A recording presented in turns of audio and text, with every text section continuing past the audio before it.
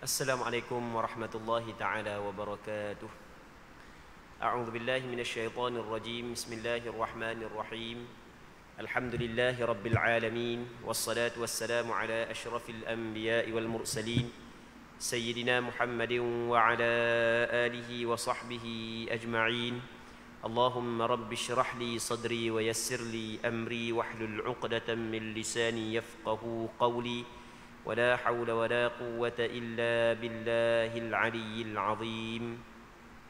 اللهم انفعنا بما علمتنا وعلمنا ما ينفعنا وعلمنا ما جهلنا وذكرنا ما نسينا.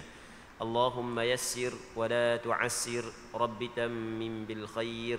اللهم افتح علينا فتوح العارفين وفقنا توفيق الصالحين. اللهم لا سهل إلا ما جعلته سهلا وأنت تجعل الحزن إذا شئت سهلا. InsyaAllah kita sambung semula pengajian kitab Bulughul Maram yang membincangkan tentang hadis yang berkait dengan hukum hakam yang dikarang oleh Al-Imam Al-Hafidh Ibnu Hajar Al-Asqalani rahimahullahu subhanahu wa ta'ala wa nafa'ana Allahu bi'ulumihi fid daraini amin. Kita hadis yang ke-718 daripada kitab Bulughul Maram berkenaan dengan i'tikaf dan qiyam Ramadan. Katanya wa an Aisyah radhiyallahu anha qalat kana Rasulullah sallallahu alaihi wasallam idza dakhala al-'ashr ay al-'ashr al-akhir min Ramadan shadda mi'zarah wa ahya laylah wa ayqadha ahlah muttafaqun alaih. Maksudnya daripada Aisyah radhiyallahu taala anha katanya adalah Nabi sallallahu alaihi wasallam apabila masuk 10, maksudnya 10 akhir daripada bulan Ramadan, maka Rasulullah sallallahu alaihi wasallam mengencangkan ikat pinggangnya. Rasulullah menambah ikat pinggang Rasulullah. Lepas tu menghidupkan malam-malam harinya dan membangunkan semua keluarganya. Hadis muttafaqun alaih, maksudnya adalah riwayat Bukhari dan Muslim dalam kitab sahih bagi keduanya. Muslimin muslimat yang dirahmati oleh Allah Subhanahu wa taala. Dalam hadis ni Aisyah sebagai seorang isteri Rasulullah melihat banyak perkara yang dilakukan oleh Nabi sallallahu alaihi wasallam. Antara perkara yang dilakukan oleh Rasulullah yang diceritakan oleh Aisyah di dalam hadis ini adalah Nabi sallallahu alaihi wasallam apabila masuk 10 akhir Ramadan, maka Rasulullah sallallahu alaihi wasallam syadda mi'zarah. Rasulullah mengikat tali pinggangnya. Ikat ni tali yang ikat di pinggang ni Rasulullah ikat kemah. Apakah maksud ikat tali pinggang? Apa maksud? Baik, ada sebahagian daripada ulama mengatakan ini adalah kiasan daripada menjauhi isteri. Ini adalah kiasan daripada menjauhi isteri. Jadi tak cara dah ke isteri pada malam-malam akhir 10 Ramadan. Dah apa? Kerana duk tupu kepada beribadat kepada Allah Subhanahu wa taala di dalam masjid. Ada sebahagian daripada ulama mengatakan bahawasanya menambah kemah tali pinggang adalah kiasan daripada Rasulullah sallallahu alaihi wasallam amat bersungguh dan meningkatkan ibadah pada 10 akhir daripada bulan Ramadan. Jadi pada bulan-bulan yang lain Rasulullah sallallahu alaihi wasallam ada qiyamul lailnya, kerana qiyamul lail diperintahkan kepada Rasulullah sebagaimana dalam Al-Quranul Karim Allah Subhanahu wa taala berfirman, ya ayyuhal muzammil qumil laila illa qalila nisfahu aw inqus minhu qalila aw zid alayhi warattilil qur'ana tartila. Allah Ta'ala kata, wahai orang yang berselimut, yakni Nabi Muhammad sallallahu alaihi wasallam, qumil laila illa qalila, bangun pada malam hari melainkan sedikit je tidur. Nisfahu aw inqus minhu qalila, separuh malam ataupun kurang sedikit. au zid alaihi, ataupun lebih tambah lagi daripada separuh malam. Baik. Jadi maksudnya pada malam-malam yang lain Rasulullah sallallahu alaihi wasallam sentiasa menjaga sembahyang qiyamul lail. Tapi pada malam bulan Ramadan, khususnya 10 akhir daripada Ramadan, Rasulullah sallallahu alaihi wasallam tumpu kepada beribadat kepada Allah, sehingga Rasulullah sallallahu alaihi wasallam tidak lagi cara kepada isteri yang duduk di rumah. Maksudnya cara tak ada dah, setubuh-setubuh tak ada dah dengan bini. Maksudnya benda tumpu kepada beribadat kepada Allah Subhanahu wa taala. Kenapakah Rasulullah sallallahu alaihi wasallam meningkatkan beribadat kepada Allah pada 10 akhir Ramadan? Jawapannya adalah kerana 10 akhir Ramadan adalah malam yang paling diharapkan, malam Lailatul Qadar, yang mana malam yang lebih baik daripada 1000 bulan. Lailatul Qadri khairum min alfi syahr, malam yang lebih baik daripada 1000 bulan. Muslimin muslimat yang dirahmati oleh Allah Subhanahu wa taala. Sebab itulah dalam hadis yang lain yang dikeluarkan oleh Imam Bukhari dan Muslim dalam kitab sahih bagi keduanya, kata Nabi sallallahu alaihi wasallam, taharrau lailatul qadri fil ashril awakhir min Ramadan. Hendaklah kamu cari malam Lailatul Qadar pada 10 akhir daripada bulan Ramadan.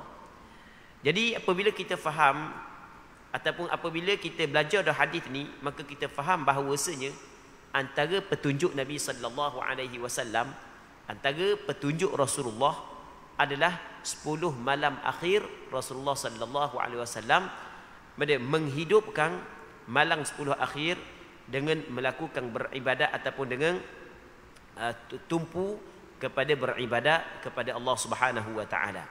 Dan Rasulullah menghidupkan malam-malamnya, menghidupkan malam ni dengan beribadat kepada Allah. Rasulullah iktikaf. Lepas tu Rasulullah sallallahu alaihi wasallam membangunkan keluarganya. Rasulullah kejutkan isteri dia. Maksudnya ajak isteri sama beribadat kepada Allah Subhanahu wa taala pada 10 malam akhir daripada Ramadan. Ni petunjuk Nabi sallallahu alaihi wasallam ketika berada pada 10 malam akhir daripada bulan Ramadan. Seterusnya wa anha anna an-nabiy sallallahu alaihi wasallam kana ya'takifu al-ashr al-awakhir min Ramadan hatta tawaffahu Allah thumma i'takafa azwajuhu min ba'di, muttafaqun alaih. Maksudnya daripada Aisyah radhiyallahu taala anha bahawasanya Nabi sallallahu alaihi wasallam selalu melakukan i'tikaf di hari-hari 10 terakhir. Jadi hari 10 terakhir Rasulullah duduk di masjid. Rasulullah beriktikaf, duduk di masjid, siang duduk di masjid, malam duduk di masjid. Baik. Kerana mencari ganjaran yang besar daripada Allah Subhanahu wa taala.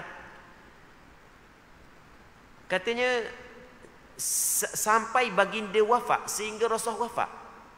Sehingga Rasulullah wafat, begitulah apa yang dilakukan oleh Rasulullah.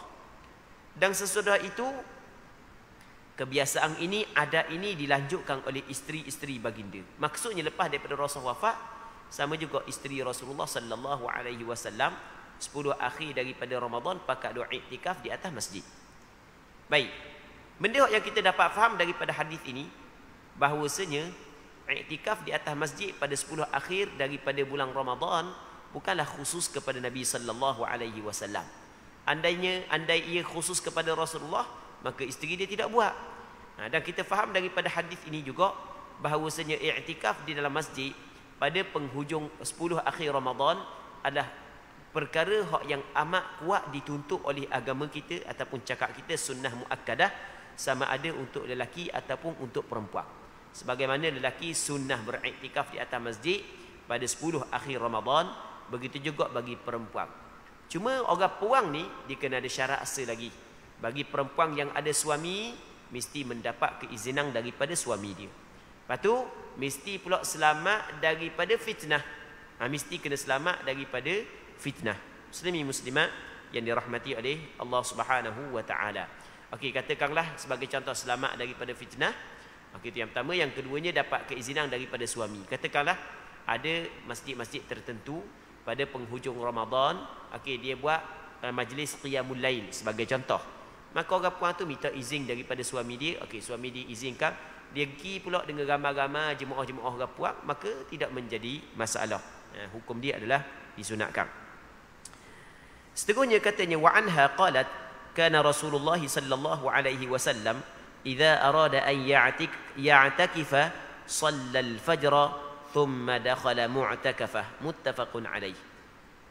Katanya daripada Aisyah radhiyallahu taala anha katanya bahawa dulu Nabi sallallahu alaihi wasallam apabila hendak beriktikaf, lalu Rasulullah sallallahu alaihi wasallam sembahyang fajar, yakni sembahyang subuh, kemudian Rasulullah sallallahu alaihi wasallam memasuki tempat iktikafnya. Muslimin muslimat yang dirahmati oleh Allah Subhanahu wa taala. Dalam hadis ni Aisyah menceritakan kepada kita bahawasanya Nabi sallallahu alaihi wasallam apabila Rasul nak iktikaf, maka Rasulullah sembahyang subuh, lepas tu lepas daripada sembahyang subuh Rasul mula masuk pada tempat iktikaf Rasulullah. Jadi Rasulullah sallallahu alaihi wasallam dalam masjid dia ada tempat yang Rasul duduk. Ada riwayat menyebut Rasulullah sallallahu alaihi wasallam buat macam kemah kecil. Lepas tu Rasulullah sallallahu alaihi wasallam duduk pada tempat tersebut. Iktikaf ni maksud dia benda iktikaf. Iktikaf ni adalah suatu ibadat yang ditetapkan oleh syarak. Yang mana ibadat tersebut adalah berdiam di dalam masjid, berhenti dalam masjid. Berhenti dalam masjid dengan niat. Berhenti dalam masjid dengan niat tu dipanggil iktikaf. Kita pada malam ni kita duduk dalam masjid ni. Kita duduk dalam masjid, kita niat beriktikaf. Maka kita telah melakukan ibadat iktikaf. Jadi orang yang duduk dalam masjid ni, yang niat iktikaf, okey, dapat pahala iktikaf. Duduk dalam majlis ilmu dapat pahala duduk dalam majlis ilmu. Niat nak tunggu sembahyang isyak berjemaah dapat pahala tunggu sembahyang isyak berjemaah. Orang yang menunggu sembahyang dia berada dalam sembahyang. Maksudnya dia sama dengan dapat pahala sebenarnya orang yang tunggu untuk sembahyang ni. Sebab itulah kita tengok dalam satu hadis kata Nabi sallallahu alaihi wasallam, sab'atun yudhilluhumullahu fi dhillih yauma la dhilla illa dhilluh. Ada 7 golongan yang dapat berada di bawah teduhan arasy Allah Taala, yang mana ketika itu tidak ada teduhan melainkan teduhan arasy Allah Taala. Antaranya adalah warajulun qalbuhu mu'allaqun bil masajid. Seorang lelaki yang hatinya digantungkan di dalam masjid. Maksudnya hati dia sentiasa teringat untuk sembahyang berjemaah. Baik, muslimin muslimat yang dirahmati oleh Allah Subhanahu wa taala. Jadi kita duduk dalam masjid ni jangan lupa untuk kita niat i'tikaf. Katanya wa anha qalat in kana Rasulullah sallallahu alaihi wasallam la yudkhilu alayya ra'sahu wa huwa fil masjid fa urajjiluhu wa kana la yadkhulu al baita illa li hajah idza kana mu'takifa muttafaqun alayhi wal lafdhu lil Bukhari. Maksudnya daripada Aisyah radhiyallahu taala anha katanya, dahulu Rasulullah sallallahu alaihi wasallam pernah menghulurkan kepalanya kepadaku sementara tubuh baginda berada dalam masjid. Lalu aku menyisir rambutnya, kerana baginda sallallahu alaihi wasallam jika sedang beriktikaf tidak pernah masuk ke dalam rumah kecuali kerana keperluan yang mendesak. Hadis riwayat Bukhari dan Muslim. Muslimin muslimat yang dirahmati oleh Allah Subhanahu wa taala. Antara perkara yang membatalkan iktikaf, okey, iktikaf hukum dia sunat. Iktikaf hukum dia pada asalnya hukum dia adalah sunnah. Tempat iktikaf adalah masjid. Dia iktikaf dia bertukar menjadi wajib apabila seorang tu bernazar. Apabila seorang tu bernazar, maka wajib dia kena beriktikaf. Baik. Antara perkara yang membatalkan iktikaf adalah suatu ibadat. Sebagaimana sembahyang suatu ibadat, begitu juga iktikaf suatu ibadat. Sembahyang ada perkara yang membatalkan sembahyang, begitu juga iktikaf ada perkara yang membatalkan iktikaf. Antara perkara yang membatalkan iktikaf adalah seorang duduk dalam masjid, tiba-tiba dia keluar saja-saja. Kalau keluar ada hajat tu masalah lain. Keluar saja-saja. Apabila dia keluar saja-saja daripada masjid, maka batal iktikaf dia. Jadi kalau dia masuk pula dalam masjid, dia kena niat iktikaf lain. Kena niat mula iktikaf. Baik, sebab iktikaf dia batal dah. Baik, jadi Rasulullah sallallahu alaihi wasallam kalau duduk dalam masjid, Rasul tidak akan keluar daripada masjid melainkan apabila ada hajat. Apabila ada hajat, sebagai contoh nak qada hajat, nak berak, kalau cakap kita nak kecing, sebagai contoh, ataupun nak makan, nak minum. Baik. Jadi kalau Rasulullah sallallahu alaihi wasallam beriktikaf dalam masjid, Rasulullah tidak akan keluar melainkan ada hajat. Lepas tu kadang-kadang Rasulullah sallallahu alaihi wasallam hala kepala Rasulullah kepada Aisyah, dan Aisyah sikat rambut Nabi sallallahu alaihi wasallam, tapi tubuh masih lagi berada dalam masjid.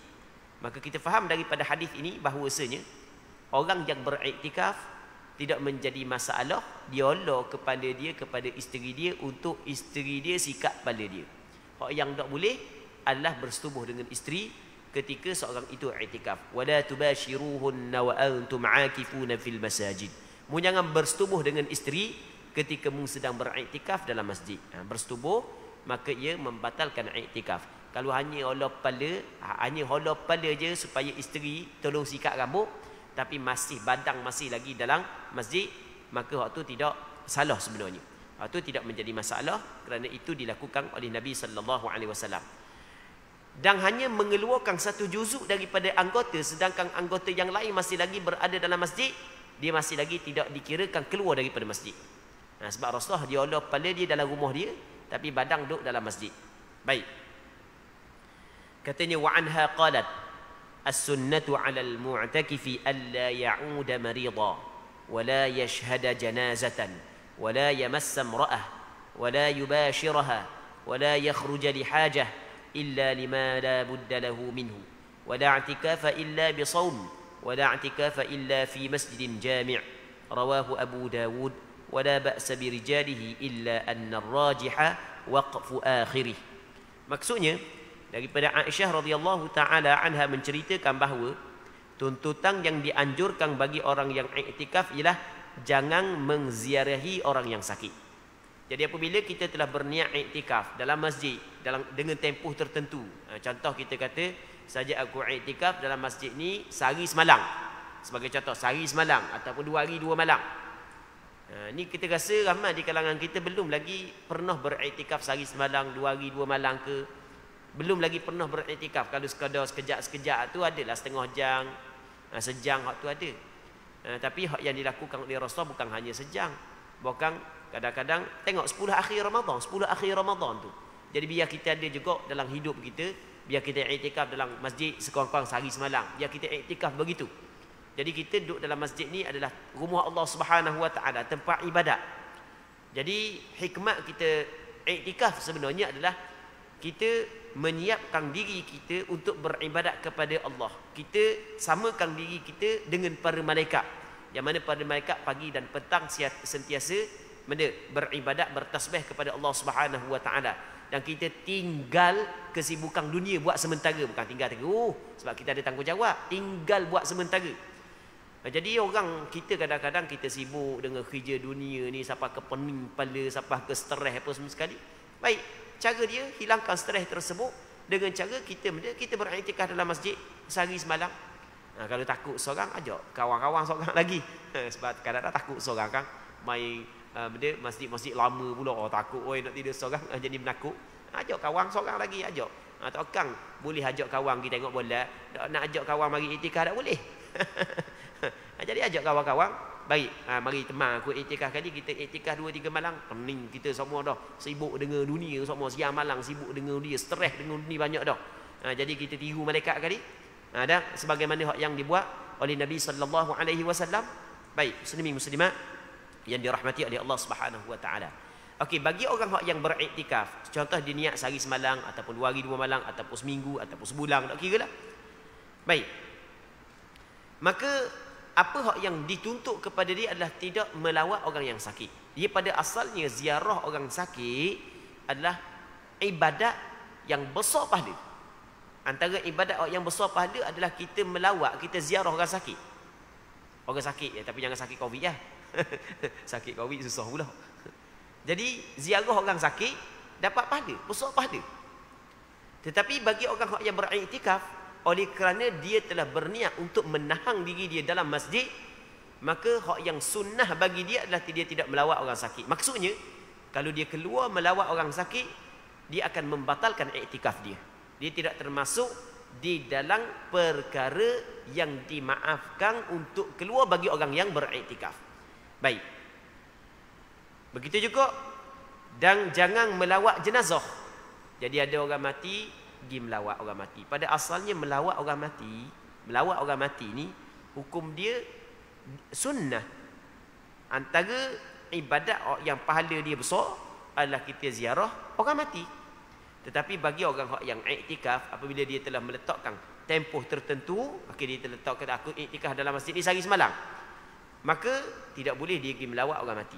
Kalau dia pergi melawat orang mati, maka batal iktikaf dia. Maksudnya melawat orang mati ketika kita beriktikaf dan kita menetapkan tempoh tertentu, ia bukanlah perkara hak yang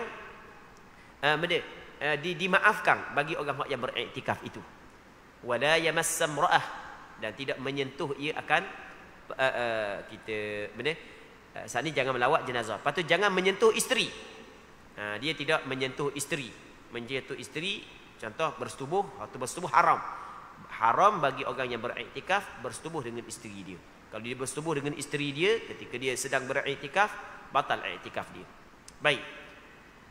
Begitu juga, dan jangan jangan menggaulinya. Menggauli ni bersetubuh. Tadi yamassani setuh, cium isteri dengan syahwah, waktu tidak dibolehkan kepada orang yang beriktikaf.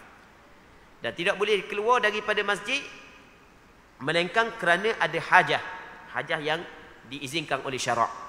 Maksudnya di sana kadang-kadang keluar daripada masjid, dia tidak membatalkan iktikaf. Sebagai contoh, keluar untuk makan, untuk minum, lepas tu untuk qada hajat, untuk berak, untuk kencing. Lepas tu ada hajat, maka tidak menjadi masalah. Kalau tidak ada hajat, saja-saja keluar, ia membatalkan iktikaf. Sebab itulah dalam hadis ni menyebut melainkan kecuali urusan yang tidak dapat dielokkan. Kalau urusan yang tidak dapat dielokkan, hak tu tidak menjadi masalah. Seterusnya, tidak sah melakukan iktikaf kecuali dengan puasa. Adakah disyaratkan seorang tu orang yang beriktikaf saat itu kena puasa? Ini ulama berbeza pandangan. Ada sebahagian daripada ulama mengatakan bahawasanya syarat iktikaf mesti kena puasa. Kalau tidak puasa, maka tidak sah iktikaf dia. Sama ada pada bulan Ramadan ataupun selain daripada bulan Ramadan. Maksudnya atas pandangan ni mereka mengatakan bahawasanya kalau kita nak iktikaf sekarang ni, kita kena puasa. Kalau semata-mata iktikaf tanpa puasa, tidak sah iktikaf dia. Tapi ini bukan pandangan mazhab Imam Syafi'i. Pandangan mazhab Imam Syafi'i adalah sah iktikaf, sama juga pandangan mazhab Hanbali. Sah iktikaf walaupun tidak berpuasa. Baik. Ini adalah perkataan Aisyah. Jadi mengikut mazhab Aisyah, orang yang nak iktikaf mesti kena berpuasa. Kalau tidak puasa, tak jadi iktikaf dia. Namun Abdullah bin Abbas mengatakan bahawasanya tidak disyaratkan berpuasa bagi orang yang iktikaf. Dan pandangan mazhab Imam Syafi'i, sama juga pandangan mazhab Hanbali, mengatakan tidak disyaratkan berpuasa bagi orang yang beriktikaf. Dan antara dalil kepada mazhab Imam Syafi'i lagi adalah di sana ada hadis yang dikeluarkan oleh Imam Bukhari dan Muslim dalam kitab sahih bagi keduanya, daripada Abdullah bin Umar bin Al-Khattab radhiyallahu taala anhuma. Satu ketika Sayyidina Umar tanya kepada Rasulullah, dia kata kepada Rasulullah, kuntu nadartu fil jahiliyyati an a'takifa lailatan fil Masjidil Haram. Dulu pada zaman jahiliyah, sebelum daripada aku masuk Islam, aku pernah bernazar untuk beriktikaf satu malam dalam Masjidil Haram. Aku nak iktikaf semalam dalam Masjidil Haram.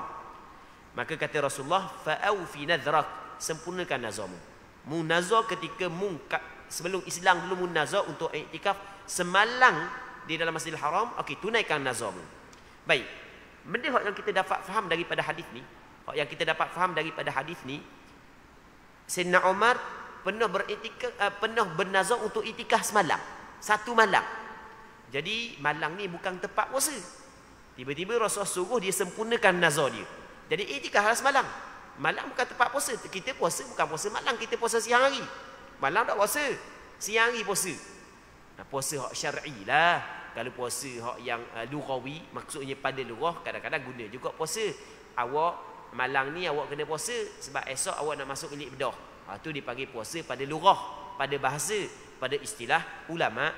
Puasa mesti dilakukan pada siang hari. Jadi Rasulullah memerintahkan kepada Sayyidina Umar supaya menyempurnakan nazar dia, iaitu iktikaf pada semalam di dalam Masjidil Haram. Ini menunjuk bahawasanya sah iktikaf walaupun tidak berpuasa. Dan ini pandangan sebahagian daripada sahabat dan sebahagian daripada ulama, termasuklah pandangan mazhab Imam Syafi'i. Muslimin muslimat yang dirahmati oleh Allah Subhanahu wa taala. Walau bagaimanapun ulama mengatakan bahawasanya hak yang paling afdal bagi orang yang beriktikaf adalah dia berpuasa. Hak tu hak yang paling afdal. Walaupun tidak dah disyaratkan berpuasa ketika iktikaf, tetapi hak yang lebih afdal, orang hak yang beriktikaf saat itu mesti kena berpuasa. Dan tidak sah iktikaf kecuali di dalam masjid jami'. Muslimin muslimat yang dirahmati oleh Allah Subhanahu wa taala. Tempat iktikaf bagi lelaki dan khuntha, bagi lelaki dan khuntha, sepakat ulama mengatakan masjid. Sepakat ulama mengatakan tempat iktikaf adalah masjid. Masjid dia ada dua, masjid jami' dengan masjid ghairu jami'. Masjid jami' ni masjid yang buat Jumaat, masjid yang ghairu jami' yang tidak buat Jumaat. Dia ada di tempat kita masjid, orang niat masjid, buat masjid, tetapi tidak buat Jumaat. Itu dipanggil masjid ghairu jami'. Ada masjid yang buat Jumaat, macam kita masjid ni masjid jami' ni, masjid yang buat Jumaat. Adakah disyaratkan kita nak iktikaf tu pada masjid yang buat Jumaat ataupun tidak? Di sini berlaku khilaf di kalangan ulama. Menurut pandangan mazhab Imam Syafi'i, tidak disyaratkan masjid jami'. Sama ada masjid jami' ataupun ghairu jami', asal kata masjid, maka boleh kita buat iktikaf di atas masjid tersebut. Baik. Ini bagi lelaki dan khuntha. Mengikut pandangan yang disepakati oleh ulama, orang lelaki ataupun orang yang mempunyai dua alat kelamin, kalau nak iktikaf mesti iktikaf dalam masjid. Sebab Allah Taala sebut dalam Quran, wala tubashiruhunna wa antum aakifuna fil masajid. Wahai orang lelaki, mu jangan bersetubuh dengan isterimu ketika kamu beriktikaf dalam masjid. Jadi tempat iktikaf mesti masjid. Tak boleh iktikaf di tempat-tempat yang lain. Nak iktikaf pasar, tak boleh. Sembah iktikaf, sembah. Malam ni kita pakai iktikaf patah kali nak. Kita iktikaf patah. Baik, itu tak boleh. Guna perkataan iktikaf untuk makna pada lughah tak ada masalah, tapi mengikut istilah tu bid'ah. Tu mereka gitu. Mugi iktikaf di patah, tu menyalahi apa hak yang datang daripada syarak, telah mereka-rekakan ibadat. Tu tak boleh, tu salah. Muslimin muslimat yang dirahmati oleh Allah Subhanahu wa taala. Manakala perempuan, ulama berbeza pandangan, boleh tak dia iktikaf selain daripada masjid. Kalau masjid tu jelas boleh dia iktikaf. Di sana ada pandangan yang mengatakan boleh juga perempuan iktikaf di tempat sembahyang dalam rumah dia. Tapi ini bukan pandangan mazhab Imam Syafi'i. Pandangan mazhab Imam Syafi'i tidak boleh beriktikaf sama ada lelaki ataupun perempuan melainkan dalam masjid. Namun di sana ada sebahagian daripada ulama mengatakan orang puan boleh iktikaf di tempat sembahyang yang dia khususkan dalam rumah dia. Dikira tempat tersebut adalah masjid bagi perempuan itu. Muslimin muslimat yang dirahmati oleh Allah Subhanahu wa taala. Jadi apabila kita faham bahawasanya iktikaf mesti dilakukan dalam masjid, jadi orang yang nak beriktikaf di surau, maka kita kena tengok surau tu surau lagu mana. Kalau surau tu seperti surau RNR di RNR ataupun surau di Jabak sebagai contoh, maka hak tu tidak sah sebenarnya iktikaf di tempat tersebut, bukan masjid. Ini bagi orang lelaki lah. Tapi kalau surau sebahagian ataupun surau di tempat kita, ada sebahagian daripada surau di tempat kita yang mana surau itu diwakafkan untuk tempat sembahyang. Surau yang diwakafkan untuk surau yang diwakafkan, tanah dia, bangunan dia diwakafkan untuk dijadikan tempat sembahyang fardu 5 waktu.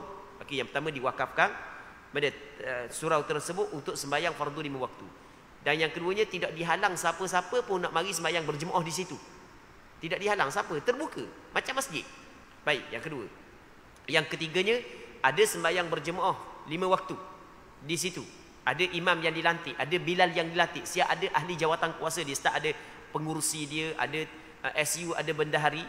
Maka surau begitu menurut pandangan sebahagian daripada ulama. Okey, menurut pandangan sebahagian daripada ulama, dia mengambil hukum masjid.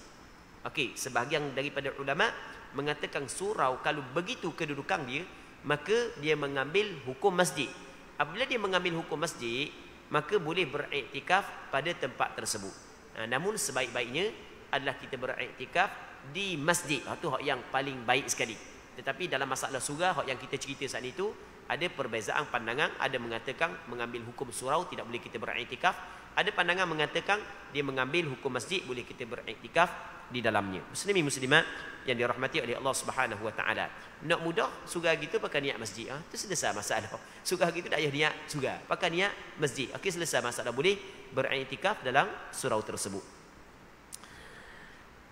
Katanya hadis ini diriwayat oleh Imam Abu Dawud dan semua perawi dia tidak ada yang cacat. Cuma pandangan yang kuatnya adalah hadis ini adalah hadis mauquf pada penghujungnya. Maksudnya penghujung hadis adalah mauquf. Maksudnya mauquf, hadis ini bukan perkataan Rasulullah, ia adalah perkataan Aisyah. Jadi perkataan Aisyah perkataan sahabat. Jadi perkataan sahabat kita kena tengok dulu. Tiba-tiba perkataan Aisyah bercanggah dengan perkataan sahabat yang lain. Sebagai contoh, bercanggah dengan perkataan Abdullah bin Abbas. Abdullah bin Abbas kata tak ada masalah iktikaf walaupun orang tu tidak berpuasa. Sebagai contoh.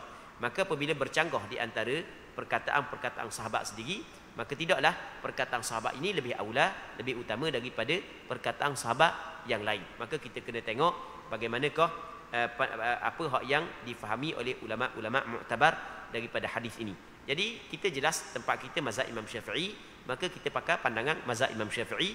Antaranya adalah tidak menjadi masalah kita beriktikaf walaupun kita tidak berpuasa. Walau bagaimanapun tetap hak yang paling afdal kita beriktikaf sekali dengan puasa. Baik. Seterusnya wa Ibn Abbas radhiyallahu anhuma anna an-nabiy sallallahu alaihi wasallam qala laysa 'ala al-mu'takifi siyamun illa an yaj'alahu 'ala nafsihi. Rawahu ad-Daraqutni wal Hakim wal rajih waqfuhu aidan.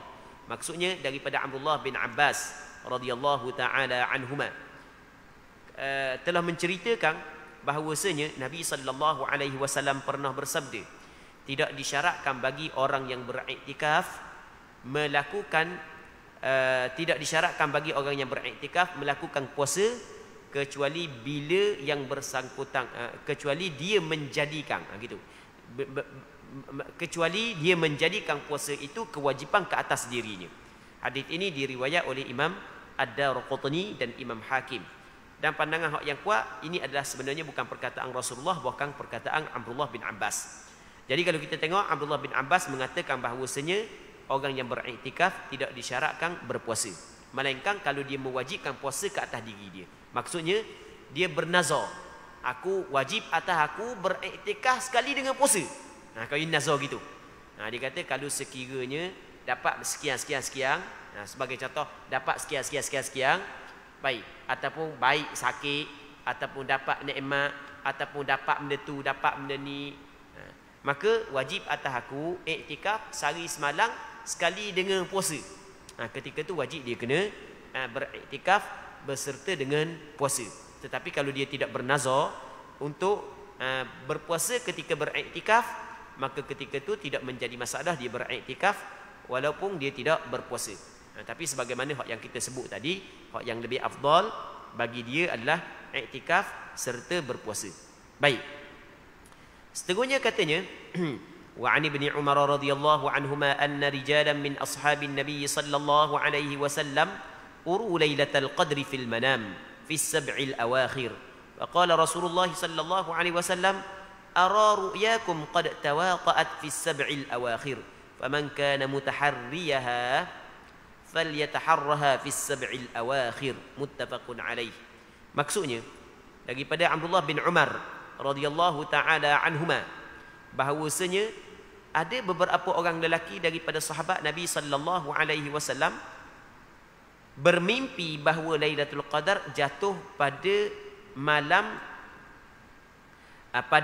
jatuh pada 7 malam yang akhir, pada 7 yang akhir daripada bulan Ramadan, pada malam 7 yang akhir. Rasulullah sallallahu alaihi wasallam bersabda, rupanya mimpi kamu sama. Semua menyatakan jatuhnya pada malam 7 yang akhir. Maka marang siapa yang ingin mencari Lailatul Qadar, hendaklah dia mencarinya di malam-malam 7 yang akhir. Hadis riwayat Bukhari dan Muslim. Muslimin muslimat yang dirahmati oleh Allah Subhanahu wa taala.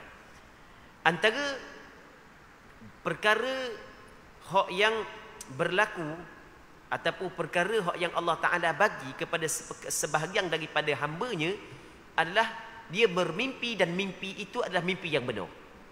Dia ada kala mimpi saat ini, ada kala mimpi adalah permainan tidur, ada kala mimpi adalah permainan syaitan. Dan ada juga sebahagian daripada hamba Allah Subhanahu wa taala mimpi dia adalah benar. Cuma kadang-kadang takbir mimpi saat itu dia berbeza dengan apa yang dilihat dalam mimpi. Ada orang dia bermimpi, dia tengok gitu dalam mimpi, hak yang berlaku gitu. Dan ada orang hak yang dia nak tengok benda lain dalam mimpi, hak yang berlaku benda lain hak di luar sana. Baik, tidak samalah muslimin muslimat yang dirahmati oleh Allah Subhanahu wa taala. Dan ada pula di sebahagian daripada hamba Allah Subhanahu wa taala, Allah Taala anugerahkan kepada dia pandai dalam mentakbirkan mimpi. Baik, dalam hadis ni Abdullah bin Umar menceritakan bahawasanya ada beberapa orang sahabat Nabi sallallahu alaihi wasallam bermimpi melihat bahawasanya malam Lailatul Qadar berlaku pada 7 akhir daripada bulan Ramadan. Maka mereka itu menceritakan kepada Nabi sallallahu alaihi wasallam tentang mimpi mereka. Maka Nabi sallallahu alaihi wasallam khabar, aku melihat bahawasanya mimpi kamu saat itu sama, iaitu malam Lailatul Qadar berlaku pada 7 akhir daripada bulan Ramadan. Maka kata Rasul, sesiapa hak yang nak cari, maka hendaklah dicari Lailatul Qadar pada 7 yang akhir daripada bulan Ramadan. Muslimin muslimat yang dirahmati oleh Allah Subhanahu wa taala. Jadi apa hak yang kita dapat faham daripada hadis ini, bahawasanya ada sebahagian daripada hamba Allah Subhanahu wa taala, Allah Subhanahu wa taala tunjuk malam Lailatul Qadar benda-benda hak yang lebih dalam mimpi dia. Ada sebahagian daripada hamba Allah Taala begitu, sebagaimana hak yang berlaku kepada sahabat. Tetapi benda ni bukan khusus kepada sahabat. Bahkan ada sebahagian daripada hamba Allah Taala yang lain sekalipun Allah Taala anugerah kepada dia benda perkara ni. Jadi benda-benda kebaikan hak yang Allah Subhanahu Wa Taala tetapkan pada tempat tertentu, pada masa tertentu, Allah Subhanahu Wa Taala memperlihatkan dia, memperlihatkan perkara tersebut di dalam mimpi dia. Itu sebenarnya adalah anugerah yang Allah Subhanahu wa taala kurniakan kepada dia. Baik. Seterusnya, wa an Muawiyah bin Abi Sufyan radhiyallahu anhuma عن النبي صلى الله عليه وسلم قال في ليلة القدر ليلة 27 رواه أبو داود والراجح وقفه وقد اختلف في تعيينها على 40 قولا أوردتها في فتح الباري. Daripada Muawiyah bin Abi Sufyan radhiyallahu taala anhuma, daripada Nabi sallallahu alaihi wasallam, kata Rasulullah sallallahu alaihi wasallam, malam Lailatul Qadar adalah malam yang ke-27. Hadis ni diriwayat oleh Imam Abu Dawud. Dan pandangan yang kuat, hadis ni adalah hadis mauquf, bukan perkataan Rasulullah, tetapi perkataan Muawiyah bin Abi Sufyan. Lalu tu kata Imam Al-Hafiz Ibn Hajar Al-Asqalani rahimahullahu subhanahu wa ta'ala, sesungguhnya ulama berselisih pandangan pada menentukan bilakah berlakunya Lailatul Qadar. Yang mana perselisihan tersebut ada 40 pandangan. Yang mana 40 pandangan tersebut aku sebut di dalam kitab Fathul Bari. Imam Ibn Hajar Al-Asqalani dia ada satu kitab, nama dia kitab Fathul Bari, syarah kepada Sahih Bukhari, yang mana dalam kitab tersebut dia mendatangkan 40 pandangan ulama dalam menentukan bilakah malam Lailatul Qadar. Sebenarnya tidak ada dalil yang maksudnya tidak ada dalil yang jelas menentukan malam yang tertentu. Ada malang kabar malang ni, ada kabar malang ni, ada kabar malang ni. Jadi ada kabar malang ni, ada kabar malang ni, ada beberapa pandangan. Baik. Jadi apabila ada beberapa pandangan, maka hak yang terbaiknya adalah kita menghidupkan malang-malang Ramadan sepanjang bulan Ramadan, dan kita lebih kuat ataupun meningkatkan ibadat kita pada 10 malam yang terakhir, kerana Rasulullah sallallahu alaihi wasallam meningkatkan ibadat dia pada 10 malam yang terakhir daripada bulan Ramadan. Muslimin muslimat yang dirahmati oleh Allah Subhanahu wa taala. Baik. Jadi untuk malam ni kita berhenti sini dulu, insya-Allah kita sambung balik pada minggu-minggu akan datang kalau sekiranya dipanjangkan umur. Kita berdoa kepada Allah Subhanahu wa taala agar apa yang kita bincang pada malam yang mulia ini diberkati oleh Allah Subhanahu wa taala. Allah Subhanahu wa taala a'la wa a'lam. Allahumma haqqiqna bittiba'i nabiyyika Muhammadin sallallahu alaihi wasallam zahiran wa batina. Allahumma ij'alna mimman yastami'una al-qawla fayattabi'una ahsanah. Sallallahu ala sayyidina Muhammad wa ala alihi wa sahbihi ajma'in. Walhamdulillahi rabbil alamin.